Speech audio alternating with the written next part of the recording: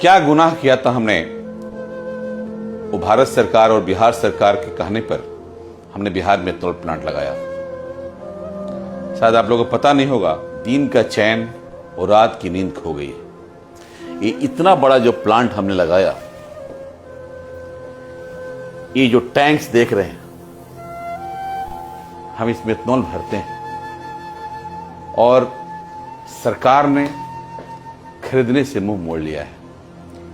ये बिहार में हमारे प्लांट की दशा नहीं, कौन वैसे सारे प्लांटों का है, हमारे साथ साथ मध्य प्रदेश और भी राज्यों का। अगर 2021 में हमसे नहीं कहा गया होता कि आप प्लांट लगाइए, आप इन्वेस्ट करिए और भारत सरकार आपसे पूरी एथेनॉल खरीदेगी, तो हम ये काम नहीं करते, हम कुछ और काम करते। आज हम इतने पैसे लगा करके वो इतने विवश हैं कि हमारी पीड़ा भी सुनने वाला कोई नहीं। हम जाएं तो जाएं कहां? बहुत तकलीफ है, दिक्कत है। प्लांट में इथेनॉल टैंक्स भरे हुए हैं, पैसे लगे हुए हैं, प्लांट में 600-700 लोग काम कर रहे हैं, उनकी रोजी रोटी आफत में है। प्लांट कभी चलाना है, कभी नहीं चलाना है।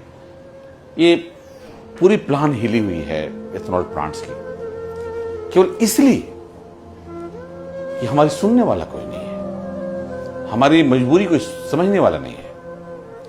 हम एथेनॉल के अलावा कुछ नहीं बना सकते बिहार में, ये हमारी मजबूरी है। क्योंकि बाकी राज्यों में जिनको दिक्कत हुई थी, वो एथेनॉल के अलावा दूसरे कोई बना सकते हैं। आखिर क्यों बहुत सारे लोगों ने, जब हम लोग एथेनॉल प्लांट लगाए थे, हमने, भारत सरकार हमसे एग्रीमेंट किया था और हमने प्लांट लगाया। उसके बाद बहुत सारे लोगों ने प्लांट लगाया, तमिलनाडु में, गुजरात में, महाराष्ट्र में, अलग अलग राज्यों में, और एथेनॉल का परसेंट ज्यादा बढ़ा दिया। हमें प्रायोरिटी मिलना चाहिए था, क्योंकि हम फर्स्ट टाइम आए थे। और बाकी राज्यों में तो एथेनॉल के अलावा और कुछ बना सकते हैं आप, जो कि बिहार में नहीं बना सकते। बिहार में ईएनई की पॉलिसी नहीं है, हम नहीं बना सकते, सरकार हमें परमिट नहीं करता, तो हम क्या बनाएं, हम क्या करें? क्या इतना बड़ा प्लांट के लोहा लकड़ को बेचें, बैंक करप्ट हो जाएं, हमारे सारे लोन लेने के लिए सारे कुछ मॉर्गेज किए हुए हैं। जब हमारा सप्लाई 50% कर दिया गया, जो हमारे मार्केट में हम बेच नहीं सकते, और हमारी बात भी कोई सुनने वाला नहीं है। लोग को लगता है कि लोग कह रहा है बहुत पैसे वाले हैं, ऐसा नहीं है। हमने बहुत मेहनत से पाई पाई जोड़ करके बिहार को एक रास्ता देने के लिए, बिहार में रोजगार के लिए हमने प्रोजेक्ट लगाया है।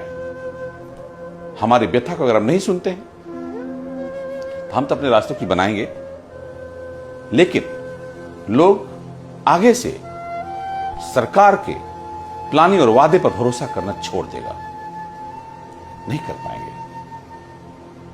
हम लोग बहुत दर्द में हैं।